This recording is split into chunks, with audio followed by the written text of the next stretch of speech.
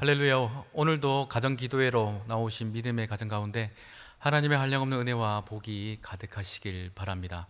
무덥고 습한 날씨로 인하여서 우리의 심신이 지쳐 있지만 주님께서 허락하시는 새로운 힘으로써 다시금 일어설 수 있는 모든 복된 가정 되시길 주의 이름으로 축원합니다. 우리 다 같이 찬송가 380장 함께 찬양하시겠습니다.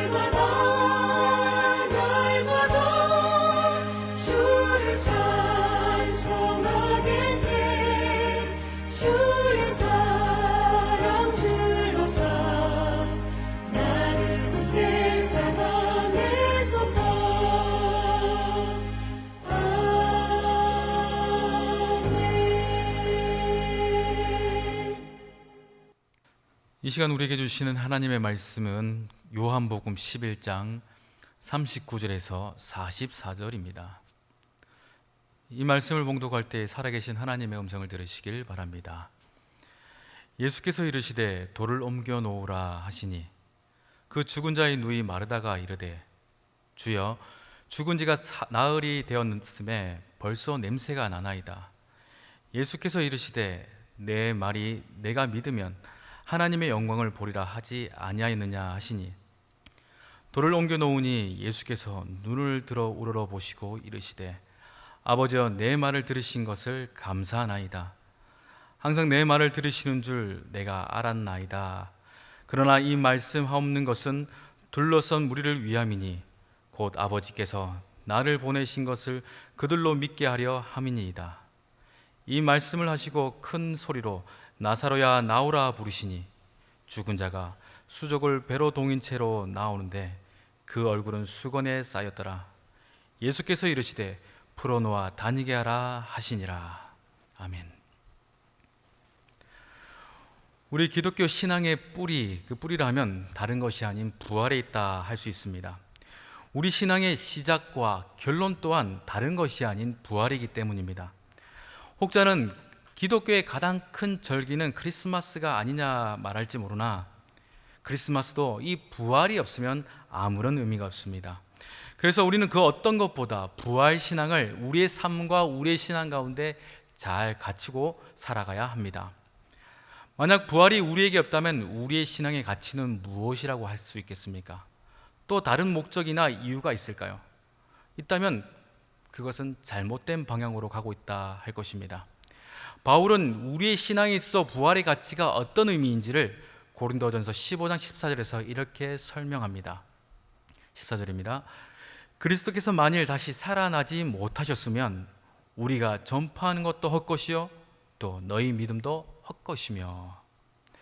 이처럼 우리의 믿음과 신앙생활 가운데 부활이 없다면 우리의 신앙은 아무것도 아니다라고 분명히 사도 바울은 강조하고 있습니다. 그러니 우리는 다른 그 어떤 것보다 우리의 신앙생활에 대해서 부활에 대한 믿음을 분명히 그리고 확고히 소유해야 합니다. 부활의 참된 의미를 알지 못하면 그 신앙생활은 무감각해지고 무신경해지며 무능력해져 버립니다. 그리고 시간이 지날수록 회를 거듭할수록 종교 활동에 익숙함만 남게 되어질 뿐입니다.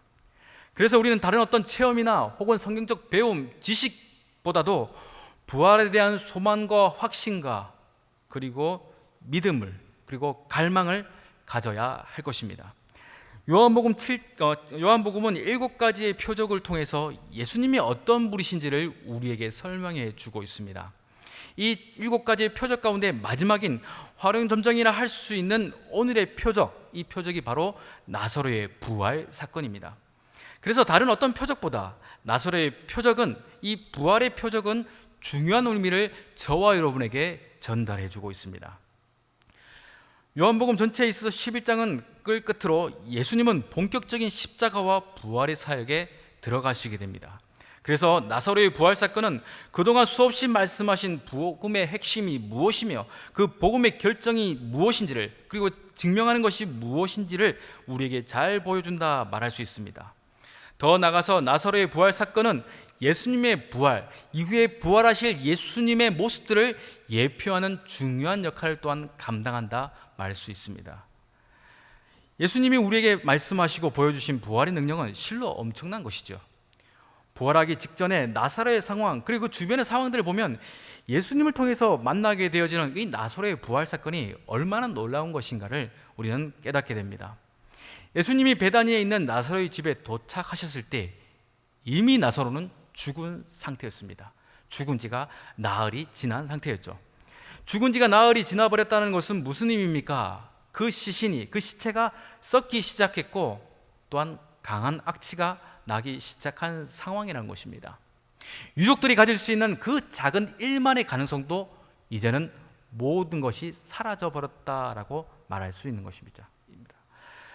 예수님은 나사로의 누이 마르다를 보시며 먼저 하신 말씀은 23절에 이렇게 이야기하고 있습니다. 예수께서 이르시되 내 오라비가 다시 살아나리라. 이 말씀은 마르다에게 실로 엄청난 말씀입니다. 다른 이가 아닌 모든 기적을 행하신, 모든 능력을 가지신 예수님께서 이러한 말씀을 마르다에게 하셨다는 것은 엄청난 일이죠.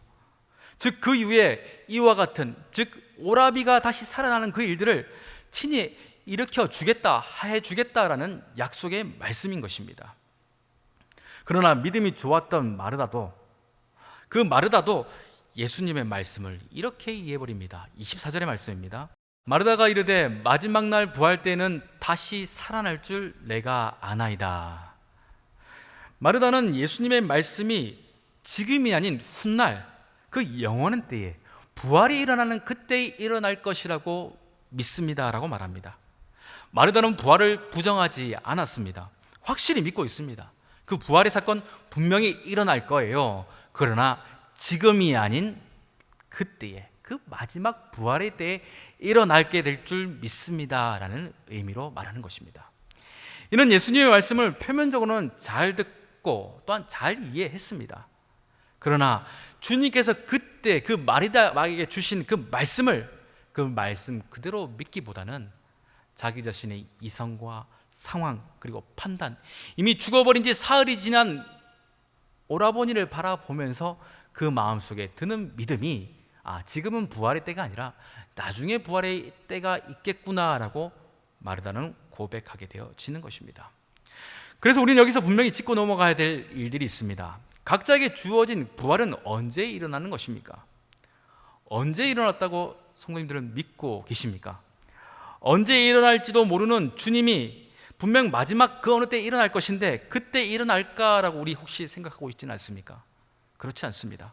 부활은 이미 저와 여러분에게 임하였음을 믿으시길 바랍니다. 언제 임했습니까? 주는 그리스도십니다. 주는 내 인생의 구원자가 되심을 믿습니다라고 고백할 그때에, 주님을 나의 삶의 구주로 영접했을 그때에 임하게 되어지는 것입니다. 그러니 지금 신앙생활하는 저와 여러분은 부활의 사건이 이미 우리의 삶 가운데 과거에 그 믿음의 고백 때에 일어남을 믿으시기를 바랍니다. 부활은 예수님을 구주로 고백하는 우리의 삶의 그 모든 순간 가운데 나타나는 것임을 성경은 분명히 우리에게 가르쳐주고 있기 때문입니다. 그러니 저와 여러분이 예수님을 인격적으로 고백했다면, 전에 우리의 삶 가운데 나타나신 예수님을 구주로 고백했다면 주님은 이미 우리 가운데 부활의 은혜를 허락해 주신 것입니다. 우리는 예수님을 만나기 전에 어떤 상태였습니까? 죽은 상태였습니다. 죄로 죽어버린 상태였다라고 성경은 우리에게 분명히 말하고 있습니다. 그 죽어버린 저와 여러분에게 예수님께서 복음으로써 우리 가운데 부활을 선포하고 계신 사건이 우리 모두에게 있었던 것입니다.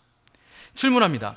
미래에 부활하기로 예정된 어떠한 사람, 혹 그 아직 영적으로 죽어서 부활하지 못한 사람들이 진정으로 하나님을 노래하고 진정으로 하나님을 예배하며 진정으로 하나님께 경배할 수 있을까요? 여전히 죄로 죽어버린 그 사람이 하나님께 참된 예배자로 나아갈 수 있을까요? 불가능합니다. 지금 우리가 하나님께 예배하고 진실로 기도할 수 있는 것은, 그리고 선포되어진 모든 말씀에 아멘, 아멘, 아멘 하면서 대답할 수 있는 것은 이미 우리의 삶 가운데 하나님의 약속하신 부활의 은혜가 임했다라는 것이라고 말할 수 있습니다.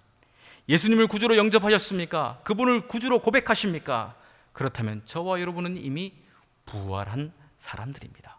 부활의 은혜를 경험한, 체험한 사람들입니다. 그래서 예수님은 그 마르다와 그리고 그 이후에 주의 택함을 받은 모든 성도들을 위하여서 이와 같은 말씀을 하십니다. 25절의 말씀입니다. 예수께서 이르시되 나는 부활이요 생명이니 나를 믿는 자는 죽어도 살겠고 라고 말합니다. 이전의 부활 사건이 막연하게 혹은 먼 미래에 초월적으로 일어날 것이라 생각했을지 모르지만, 지금 저와 여러분들은 이 말씀 앞에서 분명히 가져야 될 믿음의 고백은 무엇입니까? 우리의 삶 가운데 이미 부활의 역사는 일어나며 지금도 부활의 은혜로 우리는 살아가고 있음을 고백해야 한다는 것입니다. 그러니 부활은 먼 미래의 어떤 한시적 사건이 아니라 오늘 살아가는 저와 여러분에게 이미 허락되어진 한량없는 하나님의 은혜의 사건임을 믿으시기를 바랍니다. 그래서 바울도 이 부활의 현재성, 부활의 역사를 에베소서 2장 1절을 통해서 우리에게 이렇게 말합니다. 그는 허물과 죄로 죽었던 너희를 살리셨도다 말합니다. 본문 말씀은 뭐라 이야기합니까? 죽었던, 이미 죽어버린 우리의 상태를 말합니다. 그런데 예수님께서 우리를 어떻게 하셨다고요? 살려내셨다, 살리셨다라고 말합니다. 미래 완료형이 아니라 이미 과거에 완료되었다고 말합니다. 살리실 것이 아니라, 언제 살리겠다라는 약속이 아니라 이미 살려버리셨다라고 말하고 있습니다. 예수 그리스도를 만난 모든 자들, 예수 그리스도를 구주로 고백하는 모든 인생들은 이와 같이 부활했음을 믿으시길 바랍니다. 부활의 사건은 그리스도인들에게 지금의 고통을 극복하기 위한 단순히 어떤 소망의 도구가 아닙니다. 혹은 마지막 때의 환난에서 건진받기 위한, 그때를 위해 대비해 놓은 어떤 보험과 같은 것이 아니라는 것입니다. 부활에 대한 약속의 말씀은 먼 훗날의 이야기가 아니라 오늘 이 시간 살아 숨쉬고 있는 저와 여러분들, 오늘을 걷고 오늘의 예배하는 저와 여러분들에게 허락되어진 하나님의 현실이요, 하나님의 능력이요, 하나님의 약속임을 믿으시기를 바랍니다. 당시에 예수님이 말씀하신 부활은 미래의 사건이 아니라 그 나사로 때에 나타난 하나님의 실제요, 하나님의 권능의 일들이라는 것이죠. 우리는 스스로 부활 신앙을 가졌다라고 말하는 자들입니다. 지금 그 부활로 살아가고 계십니까? 아니면 여전히 막막하고 어둡고 깜깜한 그 무덤에 거하고 계십니까? 주님이 우리에게 주신 부활은 미래의 어느 한 시점에 나타나는, 그때의 실효성을 나타나는 약속 어음과 같은 것이 아니라 믿음으로 살아가는 저와 여러분에게 지금 당장 나타나는 하나님의 능력임을 의심하지 않으시길 바랍니다. 부활은 믿지만 부활의 참된 의미와 능력을 잘 알지 못했던 마르다, 아마 이 마르다와 같은 생각들을 우리들은 또한 할지 모릅니다. 이러한 저와 여러분에게, 또한 마르다에게 주님은 부활의 말씀을 이와 같이 말씀해 주십니다. 39절의 말씀입니다. 예수께서 이르시되 돌을 옮겨 놓으라 하시니 그 죽은 자의 누이 마르다가 이르되 주여 죽은 지가 나흘이 되었음에 벌써 냄새가 나나이다 라고 말합니다. 무슨 말입니까? 마르다는 이미 늦었어요, 이미 안 됩니다, 이제 소용없는 짓을 하지 마세요라고 말을 하는 거예요. 우리의 삶 가운데 이와 같은 이야기는 없습니까? 우리가 바라보고 있는 죽음의 일들로 인하여서, 어둠의 일들로 인하여서 이미 끝나버렸어, 더 이상 소용이 없어 라고 스스로 자포자기하여 주 앞에 기도하며 주 앞에 눈물 흘리는 한탄스러운 우리의 아픔들이 있지는 않습니까? 여러분, 지금 이 시간 우리가 바라봐야 될 것은 죽어버린 현실이 아니라, 죽어버린 나사로가 아니라, 죽어버린 우리의 생계와 죽어버린 우리의 가정과 죽어버린 우리의 사업장이 아니라 여전히 살 수 있다 말씀하신, 살아나리라 말씀하신 주님의 약속을 의지하는 것임을 믿으시기를 바랍니다. 그러니 저와 여러분이 해야 될 것은 죽어버린, 냄새난다 말하는 우리의 어떤 항변이 아니라 주님의 말씀과 같이 돌무덤을 옮겨놓는 그러한 믿음의 행보가, 믿음의 순종이 있어야 됨을 믿으시길 바랍니다. 예수님께서 이 땅에 오신 분명한 목적이 있습니다. 예수님이 이 땅 가운데 오신 것은 죄로 죽어버린 저와 여러분들을 십자가에서 대신 죽으시고 사흘 만에 다시 살아나심으로 우리 모두가 그 부활 가운데 들어가게 하려 하심임을 믿으시길 바랍니다. 그래서 사도신경에도 우리가 고백할 때마다 이렇게 이야기하죠. 장사된 지 사흘 만에 죽은 자 가운데서 다시 살아나셨고, 이와 같은 고백을 우리는 매주 매 예배 때마다 하게 되어집니다. 곧 무슨 말입니까? 주님께서 부활하셨으니까 우리도 부활한 존재임을 믿습니다라는 것입니다. 오늘 우리는 이 나사로의 부활 사건을 바라보면서 부활을 단순히 지식적으로 아는 자가 아니라 여전히 우리 삶 가운데 나타나는 하나님의 은혜의 능력임을 고백할 수 있는 믿음의 성도들이 되어야 할 것입니다. 이 부활은 오늘 살아가는 저와 여러분에게 그대로 나타나는 현재적 사건이요, 또한 믿음의 하나님의 결과임을 믿으시기를 바랍니다. 이 땅의 모든 인생들의 구원을 위해 유대인 유능한 선지자에 의해서 일어난 사건이 아니라 하나님께서 그 아들 예수 그리스도를 보내심으로 이루어낸 사건, 완성하여낸 사건임을 믿으신다면 저와 여러분들은 사람의 눈과 사람의 시선으로, 사람의 이성으로 이 부활을 바라볼 것이 아니라 약속하신 주의 말씀에 근거하여 믿음으로 나가는 주의 종들이 되시길 간절히 바랍니다. 돌문이 열리니 악취가 바람을 타고 주위 사람들에게 전해집니다. 아마 이 악취를 맡은 사람들은 코를 막았을 것입니다. 아유, 왜 이런 일을 하나, 왜 쓸데없는 일을, 이미 끝나버린 일을 하나 할지 모르지만 모든 가능성이 사라진 지금, 모든 가능성이 없어진 그때에 주님은 다시금 부활을 선포하시며 이렇게 말씀하십니다. 우리 본문 11장 43절입니다. 이 말씀을 하시고 큰 소리로 나사로야 나오라 부르시니, 주님 뭐라 말씀하십니까? 나사로야 나오라 말씀하십니다. 그 나사로가 누굽니까? 죽어버렸던 자입니다. 이미 죽어서 냄새나는 자였습니다. 그러나 그에게 주님은 말씀하시는 것입니다. 저와 여러분은 이미 나사로의 부름과 같이 주님의 부름을 받은 자들입니다. 어둠 가운데, 그 사망 가운데 있던 저와 여러분을 이미 주님께서 부르시고 또한 그 부름 가운데 반응한 자들임을 믿으시길 바랍니다. 그래서 우리는 더 이상 어둠 가운데 있는 것이 아니라, 그 깜깜한 가운데 있는 것이 아니라 그 빛으로 부름을 받은 주의 자녀가 되어졌다는 사실을 꼭 믿으시길 바랍니다. 성경은 이와 같은 것을 낫이라 설명하고 있습니다. 죽은 자들은 어둠에 있으나 주님의 부름을 받은 자들은 더 이상 어둠에 있지 않고 낫, 즉 빛으로서 그 빛 가운데 살아가는 자들임을 믿으시길 바랍니다. 왜 그렇습니까? 그들에게는 부활이 있기 때문입니다. 현재 우리의 삶 가운데 어둠은 무엇입니까? 여전히 믿지 못하는 어둠 가운데 있는, 돌무덤 가운데 있는, 그래서 냄새나는 우리의 인생의 일들은 무엇입니까? 또한 우리가 전도해야 될, 우리가 바라봐야 될, 우리가 복음을 전해야 될 그 어둠 가운데 있는, 그 돌무덤 가운데 있는 자들은 누구입니까? 그러나 주님은 여전히 그들을 향하여서 부활의 소식, 부활의 선포를 하고 계심을 믿으시기를 바랍니다. 그러니 이 말씀이 들려진다면, 이 말씀이 우리 가운데 있음을 확신한다면 이제는 우리가 주저하지 않고 돌무덤을 옮겨놓아 주님의 말씀이 우리의 삶 가운데, 또한 주님의 말씀이 그들의 삶 가운데 나타날 것을 믿고 확신하는 주의 종들이 되시기를 바랍니다.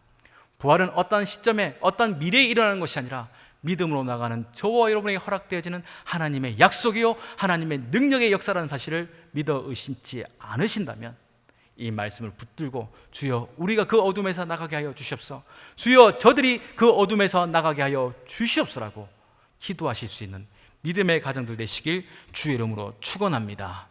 기도하겠습니다. 사랑과 은혜가 풍성하신 좋으신 하나님, 오늘 말씀을 통하여서 허락되어진 부활의 참된 소망을 우리 삶 가운데 이제는 추상적으로 알고 추상적으로 믿는 것이 아니라 우리 인생 가운데 이미 허락되어진 약속이요 하나님의 능력임을 고백하며 살아가게 하여 주시옵소서.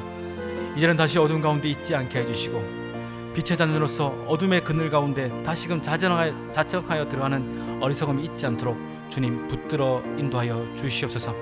우리 삶 가운데 나와야 될 어둠의 일들이 무엇이 있습니까? 회복되어야 될 부활해야 될 하나님 믿음의 일들이 무엇이 있습니까? 주님이 말씀하셨으니 우리가 믿고 그 돌을 굴리게 하여 주시고 주님의 말씀을 따라 모든 것들이 부활의 은혜 가운데 동참할 수 있도록 주님 은혜 위에 은혜를 허락하여 주시옵소서. 그 은혜를 허락하신 하나님께 영광과 찬송을 돌리오며 거룩하신 우리 주 예수님의 이름으로 기도드리옵나이다. 아멘. 이제 우리 같이 주 앞에 합심하여 기도하기를 원합니다. 우리 모든 부모와 또한 그 자녀들을 위해서 기도하기를 원합니다. 주의 말씀과 주의 뜻을 따라 하나님께서 허락하신 그 진리로서 모든 부모들이 부모의 역할을 또한 자녀들이 잘 양육받는 아름다운 일들이 각 가정 가운데 일어나게 하여 주시옵소서라고 우리 합심하여 기도하도록 하겠습니다. 사랑과 은혜가 풍성하신 좋으신 하나님, 오늘도 주님께서 허락하신 놀라우신 은혜가 하나님 우리 각 가정 가운데 있음을 믿습니다. 하나님 부모로서의 사명을 또한 자녀로서의 역할들을 하나님 진리 가운데 주신 말씀을 따라 잘 감당하게 하여 주시옵소서. 하나님 결코 이 일들에 게으르거나 하나님 도망치는 자들 되지 말게 해주시고 열심으로 뜻을 다해서 하나님 이 일들을 넉넉히 잘 감당하여서 주님의 뜻 주님의 방법대로 온전히 이 모든 것들이 완성되어질 수 있도록 지혜와 능력과 건설을 허락하여 주시옵소서. 하나님 부모로서의 역할을 감당하기에 조금도 부족함이 없도록 물질과 지식과 지혜와 그 모든 것들을 허락하여 주시고 또한 자녀로서 부모를 기쁘시게 하기에 조금도 부족함이 없도록 하나님 삶의 모든 것들을 주님 허락하여 주셔서 하나님이 기뻐하시는 아름다운 가정교회 되어지기를 결코 어려움 있지 않도록 주님 은혜 위에 은혜를 허락하여 주시옵소서.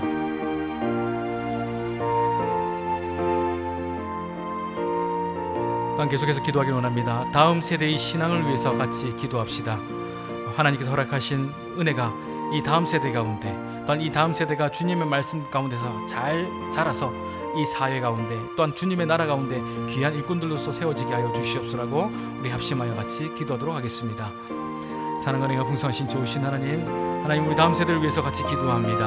하나님 그들이 주님 앞에 세워진 믿음의 세대가 되게 해주시고 하나님 이 사회와 또한 한국교회와 또한 열방을 향하여서 주의 일들을 위해 감당하기에 조금 더 어려움 당하지 않도록 조금 더 부족하지 않도록 주님 역사하여 주시옵소서. 그들의 인생 가운데 주님 친히 찾아가 주시고 그들의 부족한 것이 무엇인지 잘 아시는 주님께서 하나님 그들이 궁핍치 않도록 그들이 어려움 당하지 않도록 하나님 채우시되 흔들어 눌러 넘치도록 채워 주셔서 하나님 그들의 삶 가운데 주의 은혜가 넘치도록 하나님 강물과 같이 넘치도록 역사하여 주시옵소서. 우리 다음 세대가 결코 아버지의 소망이 없는 세대가 아니라 주님의 진리와 주님의 복음을 위해 힘써 달려가 하나님 더욱더 주님의 나라가 소망되어지고 다시 오실 주님의 뜻들이 하나님 기대되어지는 하나님 복된 세대가 되어질 수 있도록 하나님 함께하여 주십시오. 그들을 양육하는 모든 아버지 교육기관 가운데 또 교육자들 가운데 또한 모든 그 수련회와 프로그램 가운데 성령께서 함께해 주셔서 이 모든 것들이 아름답게 합력하여 선을 이룰 수 있도록 주님 은혜 위에 은혜를 허락하여 주시옵소서.